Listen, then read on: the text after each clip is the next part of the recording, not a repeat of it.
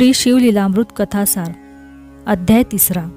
या अध्यायामध्ये आपण मित्रसह राजाची कथा व गोकर्ण महात्म्य ऐकणार आहोत. या 3ऱ्या अध्यायाचे श्रवण केले असता घरातील विविध बाधा दूर होतील आणि सुख समाधान लाभेल. अध्यायाला सुरुवात करूयात. श्री गणेशाय नमः. हे शंकरा, तुझा जय जयकार असो. तू मांगल्याचे धाम आहेस. स्वतःच्या भक्तांच्या हृदयाला संतोष देणारा आहेस. तू सद्योजात, वामदेव, ईशान, ईश्वर अशा अनेक नावांनी ओळखला जातोस. तू निरंतर म्हणजे मलरहित आहेस. तू सत्व, रज, तम या त्रिगुणांच्या पलीकडचा आहेस. नैमिषारण्यात महामुनी सूत शौनकादिकांना अत्यंत अद्भुत अशा शिवलीला वर्णन करून सांगत होते. त्यातील पुढील कथाभाग असा आहे. इक्ष्वाकू वंशात मित्रसह नावाचा अत्यंत तेजस्वी, ऐश्वर्य संपन्न व पराक्रमी राजा होता. एकदा तो राजा सोबत मोठे सैन्य घेऊन शिकारीस गेला असता अनवधानाने एक महाभयंकर राक्षस त्याच्या हातून मारला गेला. राक्षस गतप्राण होऊन पडला. हे त्याच्या भावाने म्हणजेच राक्षसाच्या भावाने दुरूनच पाहिले आणि त्याच क्षणी भावाच्या मृत्यूचा सूड घेण्याची घोर प्रतिज्ञा केली. बंधूच्या मृत्यूने शोकाकुल झालेल्या राक्षसाने मायेने आचार्याचे रूप धारण केले आणि राजाच्या स्वयंपाकगृहात आचारी म्हणून प्रवेश केला. उत्तमोत्तम पदार्थ बनवून त्याने राजाचा विश्वास संपादन केला. काही दिवसांनी राजाने पितृश्राद्धासाठी कुलगुरू वशिष्ठांना आमंत्रित केले. राजाला धडा शिकवण्यासाठी आचारी रूपातील राक्षसाने अन्नात नर मांस शिजवून मिसळले. अन्नग्रहणाच्या वेळी त्रिकाल ज्ञानी वसिष्ठांना हे समजले. आचार्याच्या कट कारस्थानाबद्दल त्यांनी राजालाच दोषी ठरवले. त्यांनी संतापाने राजाला राक्षस होण्याचा शाप दिला. अकारण राक्षसाच्या कृत्यासाठी आपल्याला जबाबदार धरून गुरूंनी शाप दिला म्हणून राजानेही क्रोधित होऊन उलट त्यांना शाप देण्यासाठी हातात जल घेतले. पण राणी दमयंतीने त्याला अडवले. तेव्हा हातात घेतलेले जल त्याने स्वतःच्या पायावर ओतले. त्या क्षणी राजाचे दोन्ही पाय काळे पडले व त्यामुळे त्याचे कल्माशपाद असे नाव पडले. वशिष्ठांनीही आधीचा सर्व वृत्तांत जाणून दयाबुद्धीने राजाला तो 12 वर्षांनी राक्षस योनीतून मुक्त होईल असा उशाप दिला. आता राजा राक्षस होऊन अरण्यात फिरू लागला. एके दिवशी भुकेलेला असताना त्याने एका ब्राह्मण पुत्रास पाहिले व त्यास खाण्यासाठी पकडले. ब्राह्मणाच्या पत्नीने करुण स्वरांनी त्याला जीवदान देण्याची विनंती केली, पण राजाला तिची दया आली नाही. ती ब्राह्मणी आक्रोश करत असताना त्याने तिच्यासमोरच तिच्या पतीला खाऊन टाकले. संतापाने आणि शोकाने ब्राह्मण पत्नीने राजाला शाप दिला. शापमुक्त होऊन तू पुन्हा राजा झालास की कोणत्याही स्त्रीशी संग करताच तुझे प्राण निघून जातील. पतीच्या अस्थी गोळा करून त्या समवेत ब्राह्मणीने अग्निप्रवेश केला. राजाला अतिशय वाईट वाटले. वसिष्ठांनी दिलेला शाप भोगत असतानाच आणखी एक शाप त्याच्या माथी बसला होता. मृगयेदरम्यान झालेला राक्षसाचा वध आपल्याला इतका महाग पडेल आणि अनिवार्य दुःख भोगायला लावेल असे त्याच्या स्वप्नातही आले नसेल. 12 वर्षे पूर्ण होताच पूर्वरूप प्राप्त होऊन तो नगरात परतला. पण पत्नी दमयंतीला टाळू लागला. आपल्या पतीचे काहीतरी बिनसले आहे हे त्याच्या चाणाक्ष पत्नीने ओळखले. मग राजाने घडलेला प्रसंग तिला सांगितला. तिलाही अतिशय वाईट वाटले. त्याने वसिष्ठांची भेट घेऊन त्यांना सगळी हकीकत सांगितली. नियोग पद्धतीने राजाला दिव्य पुत्रप्राप्ती झाली. वंशवृद्धीची चिंता मिटली तरी मूळ समस्या तशीच होती. राजा मनोमन उबगला आणि राजविलासांचा त्याग करून अरण्यात गेला. ज्यावेळी मनात काम वासना उठत असे त्यावेळी तो स्वतःला समजवायचा. ज्या योगे आपल्याला मृत्यू येऊन आपली पत्नी विधवा होईल ते कृत्य आपण कधीच करायचे नाही. आपली कर्मगती गहन आहे. नशिबात जे भयंकर भोग लिहिलेले आहेत ते भोगल्याशिवाय सुटका नाही. देवाला दोष देण्यात काय अर्थ आहे? पूर्वी घडलेली ब्रह्महत्या पिशाच्य रूपाने त्याच्या मागे लागली होती. अशा प्रकारे शापित राजा वनात हिंडत असताना त्याला गौतम ऋषी भेटले. राजाने आपली सगळी हकीकत गौतम ऋषींना सांगितली. ऋषींनी राजाला गोकर्ण महाबळेश्वराचे महात्म्य सांगितले. गोकर्ण हे अत्यंत पवित्र शिवस्थान म्हणजे पृथ्वीवरील दुसरे कैलासच आहे. भक्तवत्सल असा साम सदाशिव पार्वतीसह तेथे उभा आहे. श्री विष्णू लक्ष्मीसह तेथेच तपश्चर्या करतो.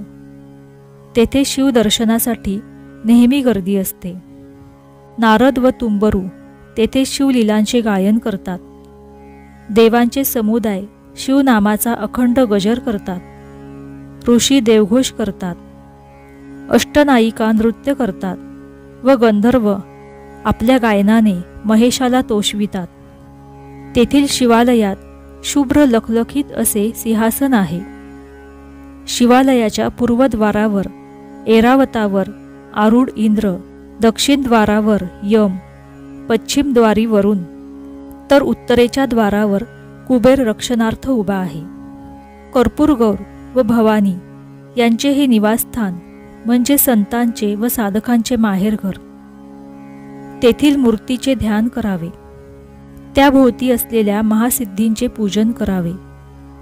त्यांच्या भोवती असलेली आवरण देवता कात्यायनी व अष्टभैरव यांची पूजा करावी. तेथे 12 आदित्य, 11 रुद्र, अष्टवसु व अष्टद्विकपाल हात जोडून अहर्निश उभे असतात. अष्टसिद्धी व नवविधी तेथेच राहून विनम्र भावाने शंकराची आराधना करतात. इतर क्षेत्री लाखो वर्ष केलेली तपश्चर्या ही गोकर्ण क्षेत्रात केलेल्या एका दिवसाच्या तपा एवढी असते. तेथे सोमवार, अमावस्या, संक्रांत, प्रदोष व पर्वकाळ या वेळात समुद्र स्नान केल्याने सर्व तीर्थस्नानांचे पुण्यफल लाभते. आता आपण गोकर्ण महाबळेश्वराची कथा ऐकू. एकदा रावणाने आपली आई कैकेयीच्या पूजेसाठी कठोर तप साधनेने शिवाचे आत्मलिंग आणि अपर्णा वरदान म्हणून मिळवली. अपर्णा ही विष्णूची भगिनी असल्याने विष्णूंनी मोठ्या युक्तीने ब्राह्मण रूप घेऊन तिची सुटका केली. जिथे महादेवी रावणाच्या खांद्यावरून उतरली तिथे शक्तिपीठ भद्रकाली म्हणून तिची स्थापना झाली. संतापलेल्या रावणाचे शिवाने पुढे विष्णूने आपल्या अंगावरील मळापासून निर्माण केलेली पार्वती इतकीच सुंदर स्त्री मयासूरची कन्या म्हणून जन्म घेईल व तुझी पत्नी होईल असे सांगून सांत्वन केले. इकडे देवांनी शंकराचे आत्मलिंग एका असुराकडे जाऊ नये म्हणून गणेशाची प्रार्थना केली. गणपतीचे चरित्र अत्यंत अगाध आहे. शंकराची उपासना व सेवा करता यावी म्हणून साक्षात विष्णूच गणेश रूपाने शंभूचा पुत्र झाला होता. रावण शिवाचे आत्मलिंग घेऊन वाटेने जात असताना ईश्वरी मायेने त्यास लघुशंकेला जाण्याची निकड उत्पन्न झाली. त्यावेळी गणेश गुराख्याच्या रूपाने तेथे होता. रावणाने शंकराचे आत्मलिंग त्याच्याकडे सांभाळायला देऊन ते भूमीवर न ठेवण्याविषयी बजावले. गणपतीने अशी माया रचली की रावणाची लघुशंका संपता संपेना. गणपतीने ठरल्याप्रमाणे 3 वेळा रावणाला हाक मारून आपल्या पित्याचे आत्मलिंग पृथ्वीवर ठेवले व तो अदृश्य झाला. रावणाने ते शिवलिंग उचलण्याचा खूप प्रयत्न केला पण ते कायमस्वरूपी तिथे स्थिर झाले. हेच शिवपीठ गोकर्ण महाबळेश्वर म्हणून प्रख्यात झाले. रावण व त्याची आई आणि त्याचे बंधू तेथेच शिवपूजन करू लागले. इंद्रजितासारखा पराक्रमी पुत्र, 18 औक्षहिणी इतका सैन्यभार, अपरंपार संपत्ती, सर्व प्रकारचे ऐश्वर्य या सर्व गोष्टी रावणाला श्री क्षेत्र गोकर्ण महाबळेश्वर येथे शिव अनुष्ठान केल्यामुळे प्राप्त झाल्या. गौतम ऋषींनी राजाला अजून एक गोष्ट सांगितली.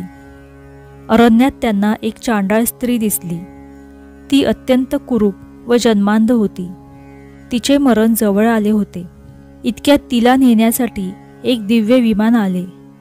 शिवाने पाठवलेले ते विमान पाहून गौतमांना आश्चर्य वाटले व त्यांनी शिवदूतांना याबाबत विचारणा केली.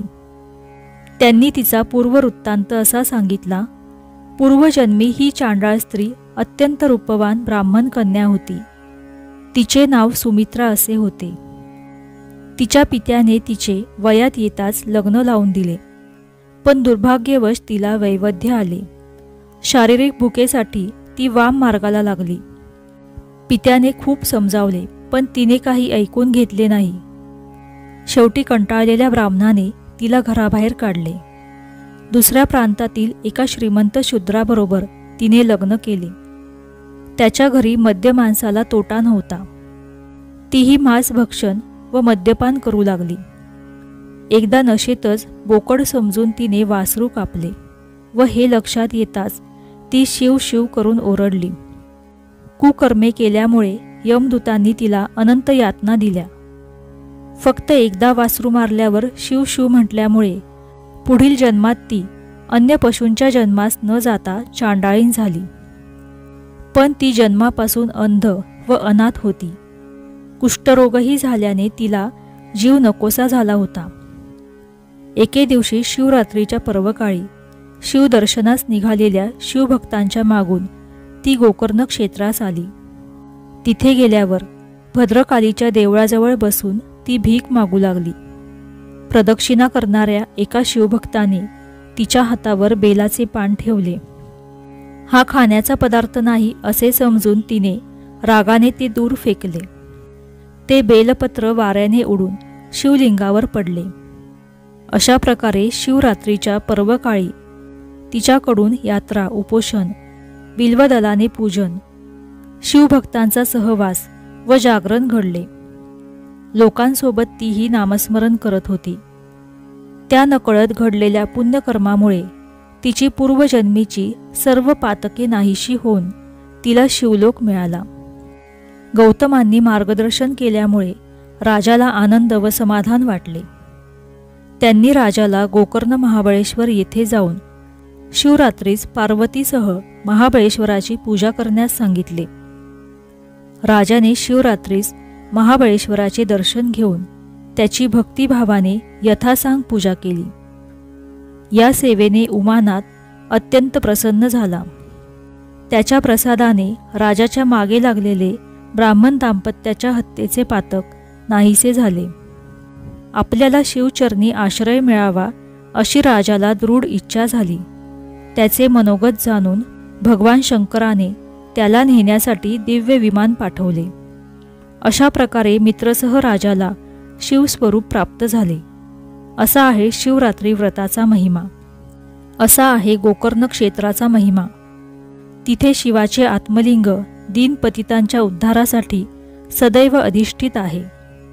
त्याच्या पूजनाने राजाला स्वरूपता मुक्ती मिळाली. श्री साम सदाशिवार्पणमस्तु. या अध्यायाच्या रात्रीच्या प्रथम प्रहरी पठणाने भूतबाधा नाहीशी होईल. याचा उपयोग घरातील कर्त्या माणसाने करावा. श्री साम सदाशिवार्पणमस्तु. श्री स्वामी समर्थ. जय जय स्वामी समर्थ.